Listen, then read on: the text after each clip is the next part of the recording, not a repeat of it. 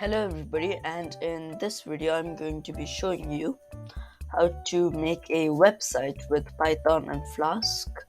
You can find the source code for this project in the GitHub repository, and let me show you a quick demo. So if we run this project, we'll get a link, which if we go to, we'll get us a document that says hello world, a HTML file, and I'll be showing you how to connect the HTML file to our Python backend team. So that's what we're going to be making today. I hope you're excited, and let's get started. So the first thing we need to do is install Flask, and for that what we need to do is type pip install Flask after opening your terminal. Once that's done, we can create a file called mean.py.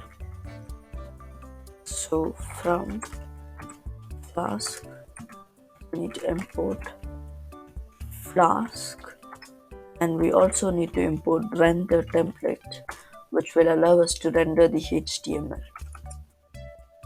Then we need to create our app is equal to Flask, and here we put underscore underscore name underscore underscore, and then we put app dot route,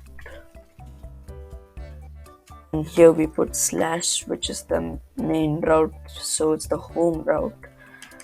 And then we need to define a function which I'll call index. You can call this function whatever you want. This function will just return, we'll first just return hello world.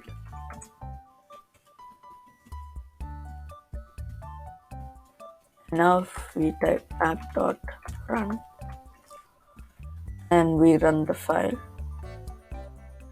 it will give us this link, and when we click on that link, it will take us to a web page. But notice that it's just text and we are not rendering HTML.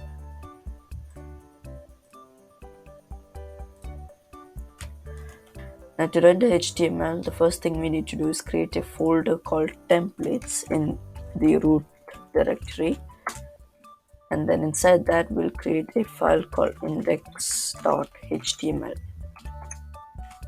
Inside this file we can just create a HTML document and put whatever we want. I'm just going to type hello world.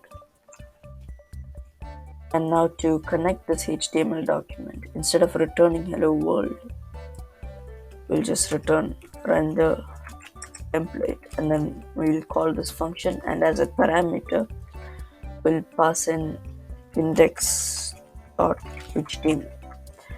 And you have to make sure that it's inside a folder called templates, because that's what this function is going to check for. Now if we rerun our app, notice that we have a web page that's now rendering HTML.